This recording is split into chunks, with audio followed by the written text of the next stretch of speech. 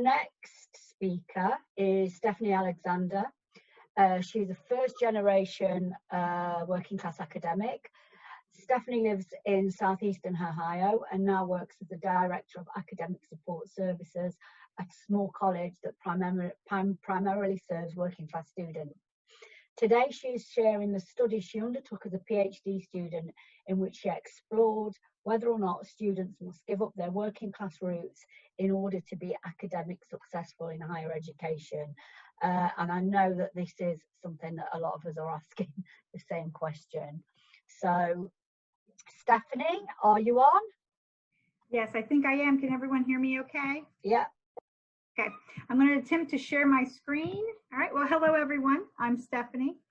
Thank you, Lisa, for that wonderful introduction. It's great to be presenting for the Working Class Academics Conference today.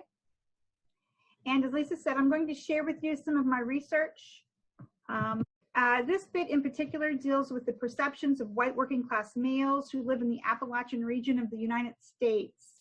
It was in my dissertation study, and I did complete it as part of my requirements for my PhD. So to begin, I want to familiarize you with the Appalachian region itself so you have an idea where it's at. It is a very large, diverse area of 205,000 square miles that runs along the Appalachian Mountain Range in the eastern part of the United States. It touches along 13 of our 50 states. However, only one state, the one that has the star on it right there, West Virginia, is the only state that is fully enclosed within the Appalachian region. It is a state that is very well known for its natural beauty. However, it is also known for having a very large concentration of white poverty, with 94.6% of its population being white. They have about a 19-20% poverty rate.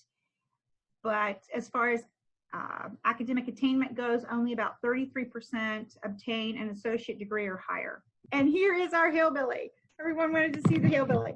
Okay, so it's a state that's often associated with a very negative stereotype. The uneducated hillbilly who's gun-toting and barefoot, and he's grizzled-looking, and he hunts and he moonshines, and he has a he hunts raccoons, and he has a pet possum.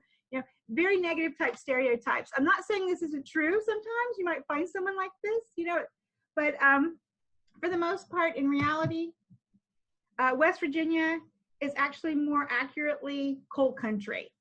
It has a very long historical past as one of the major coal producing regions in the United States. My ancestry came out of the coal fields of West Virginia. Simply put, West Virginia's industry and economic base during the entire 20th century has relied on the production of coal. Now, here's the thing about West Virginia industry. As clean technology has come to the forefront, you can see that there has been less of a demand.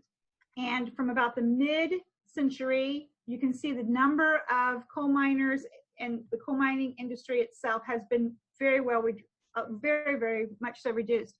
So from the 1980s forward, and especially with the 1990s Clean Air Act, there has been a dramatic shift for coal mining and for employment in the area from industry to what we call more service sector type employment and jobs.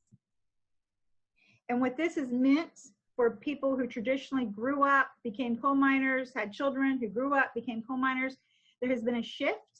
And what that has meant is a return to school and formal education. So for the older ones who may have to recareer themselves because there have been mine closures or just because of the dwindling opportunities in the coal industry, and for the younger generations, it has meant heading off to college. However, although many do head off to college, very few of these men seem to be finishing. And at the time of my study, the graduation rate at career and technical colleges in the state of West Virginia was between 7.27% for the white Appalachian male. So it was, we weren't seeing a lot of folks finishing up. Now, the issue has not went unnoticed. And in fact, there have been lots of studies to try to understand and see why people aren't being able to finish. And in fact, to help those who are first generation working class students, many of these studies have been undertaken over the years. They try to discover that silver bullet that would fix the problem and lead to success for these folks. However, many of the students that they studied were the ones that did not complete their program. So these studies focused on failure. They sought only to identify barriers to student success, and they utilized most often what we call a deficit ideology, where something was missing in the student and the student needed fixed. So I looked at these studies and I was like, I really didn't want to do another study like this. These were my people. I didn't want to take this approach. So what I did was I took a different approach, and I used what's considered an appreciative inquiry model. And I actually interviewed participants who had finished their programs of study, and I sought to identify their supports from their lives that they felt were instrumental in helping them finish. And I also decided I would ask what they, or how they defined academic success, because sometimes one person's definition is not necessarily the same as another's. So I did a lot of reading, and just to give you an overview of what I kind of explored, I made this slide. So I framed my study using Bourdieu's ideas around cultural capital and social reproduction, and Bernstein's ideas about linguistic codes. I also tossed in a little Gramsci's thoughts about hegemony and Freire's class consciousness, as well as included multiple other relevant areas that I felt pertained to the demographic I had chosen to study. And I have those all listed there. Social class in the US, social mobility, class consciousness, social stratification in US education system. Unless you're living here in the United States, you might not realize that we actually do have a very socially stratified education system here. That's not real apparent on the surface, but it underlies with a lot of stratification. Psychological capital and self-efficacy, working class identity formation, the working class in education in the US, whiteness with boundary theory and otherness, Appalachian cultural traits. I am of that culture. There are certain traits that have been attached to us, some which are true, some which aren't so true. And West Virginia as a whole, I looked at, but primarily their industry and their economic sectors. So what I was primarily looking for in my study was how education functions to serve as a mechanism for social reproduction in the United States. In the US, a shift occurred in higher education after World War II. Prior to that time, higher education was primarily for the privileged due to cost. But with the GI Bill after World War II, higher education became very attainable to the working class, or rather those who had served in the military during World War II. In the 1970s, with the advent of federal financial aid programs and student loan systems, more working class students were able to enter higher ed. And today in the US, we have many institutions, and I work at one, that offer what is known as open enrollment, where just about anyone breathing and with a pulse can enroll for classes. On the surface, this makes higher ed in the US look like it's very accessible, but in actuality, because higher ed is still set up systemically to the advantage of those from the middle class, it just sets most working class students up for failure. So there's kind of the attitude that, yeah, you can all come, but we're going to still keep it running like it used to be traditionally. So there's a bit of a contradiction there. A lot of the ideology around student success centers on learning to adapt to survive, and that's something that I study. So taking all these things into consideration, my biggest question became, do you really have to leave your roots behind in order to be academically successful? And so I formed these as my research questions. First, I wanted to know how the men define success, how they perceive their past and present academic successes, and most importantly, I wanted to know what aspects of their lives they had felt contributed to their academic success. These were the 8 men. You can see that I had a bit of a range. You will also see a 10 towards 30s and 40s here. These were a lot of men who were recareering themselves. They had been in industry, coal mining industry. They were coming back, becoming more in the service sector, physical therapy assistants, those kind of things. So I asked them in-depth interviews, I interviewed 8, and they represented, there were 10 community colleges in West Virginia at that time, and they represented 7 of them. And here's what I found. So their definitions of academic success all stayed very deeply rooted in working class thought, meaning that educational value was associated with the ability to practically apply their skills and knowledge that they obtained. So even though they got the credential, they were more concerned with how am I going to, you know, I want the proficiency, you know, I want the performance piece, not just having a piece of paper, but what the abilities that came along with that. So this was very significant because it illustrates their tie to the working class and the production of labor. So if you understand Marxism and how working class and labor work, that's kind of what I saw there was that thread. They still saw themselves as worker, you know, as the worker rather than the academic. Their perceptions were equally interesting. All illustrated a degree of psychological capital as well as self-efficacy, and this meant they were able to see beyond what they currently were and envision what they could be, and they held that belief within themselves that it was actually achievable and doable. They also displayed a deeper appreciation for a college education, although it was primarily tied to the ability to perform a task to a higher proficiency and economically benefit from that. But as a result, they had developed a higher educational aspect that they pushed along onto their children, and they were expecting their own children to follow in their footsteps. And finally, this was probably one of the most interesting. The aspects of their lives that they attributed to their success were also the very ones that the ones who had failed attributed to their failures. So this was interesting. Job security and economics. Most of the men were there, you know, plugging away at a degree, trying to get a degree, but they were also working a part-time job. And it was that part-time job that drove them to finish. It was, I don't want to do this for the rest of my life for a low wage. I want to get a better paying job. Whereas the ones that had failed would often say, I got to work, I can't do it. And they would prioritize their part-time job over getting out of the part-time job. So the job security and economics was something that was common. Family support. We are a big family-oriented culture.